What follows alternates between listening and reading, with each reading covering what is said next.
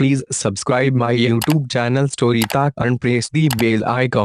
हर बाज की जिंदगी में बढ़ते उम्र की मोड़ पर एक ऐसा समय आता है जहां उसके सामने पहले दो रास्ते सरल और तुरंत समाधान देने वाले होते हैं और वही तीसरा रास्ता कठिन और पीड़ा देने वाला होता है। लेकिन बाज पीड़ा चुनता है और यही से शुरू होता है बाज का पुनर्जन्म। हमारे जिंदगी में कई ऐसे मौके आते हैं जब हमें परेशानियों का सामना करना पड़ता है। कई लोग तो जीवन में संघर्ष कर आगे निकल जाते हैं और कई अपने हालातों से हार मानकर खुद को जिंदगी के हवाले कर देते हैं। ऐसे में हमारी जिंदगी और हमारा खुद का कोई वजूद नहीं रहता। दुनिया उसी को सलाम करती है जो अपने कलाम खुद लिखते हैं। सिर्फ इंसान ही नहीं, कुदरत में हर प्राणी के साथ ऐसा होता है। तो आइए जानते हैं बाज के जीवन से जुड़ी आश्चर्यजनक किंतु एक ऐसा सत्य जो हम सबको प्रेरणा देगा। बाज लगभग 70 वर्ष जीता है, परंतु अपने जीवन के 40वें वर्ष में आते आते उसे एक महत्वपूर्ण निर्णय लेना पड़ता है। इस अवस्था में उसके शरीर के तीनों प्रमुख अंग बेअसर होने लगते हैं।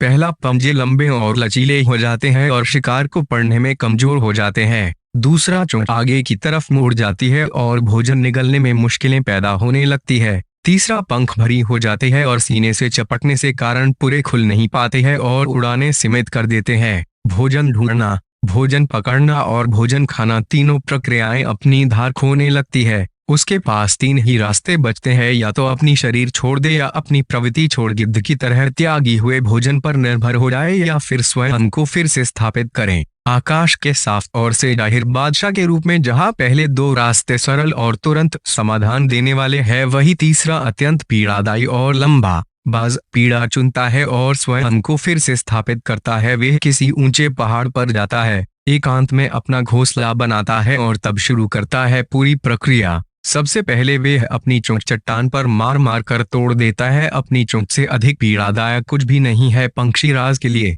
अब वह इंतजार करता है चोंच के फिर से उगाने की, और उसके बाद वह अपने पंजे भी उसी प्रकार तोड़ देता है और इंतजार करना है पंजों का फिर से उगाने का। नए चोंच और पंजे आने के बाद वह अपनी भरी पंखों को एक एक कर नोच कर निकालता है और प्रतीक्षा करता है पंखों की पुनः उगाने का। 150 दिन की पीड़ा और इंतजार, और तब उसे मिलती है वही भव्य और ऊंची उड़ान। इस पुनर्स्थापना के बाद वह ऊर्जा, सम्मान और गरिमा के साथ 30 साल और जीता है। आपने कई बार ये सुना होगा, भगवान भी उसी की मदद करते हैं जो अपनी मदद खुद करता है। आज आपको इसकी मिसाल मिल गई होगी। जैसे बाज संघर्ष करता है 150 दिन तक और भगवान उसका संघर्ष बेकार नहीं जाने देते, उसको नई जिंदगी देकर कुदरत हमें सिखाने बैठी है। जैसे पंजे पकड़ के प्रतीक है, चोंच सक्रियता की और पंख कल्पना को स्थापित करते हैं। इच्छा हालातों पर काबू रखने की, सक्रियता स्वयं की अस्तित्व की गरिमा बनाए रखने की, कल्पना जीवन में कुछ नएपन बनाए रखने की।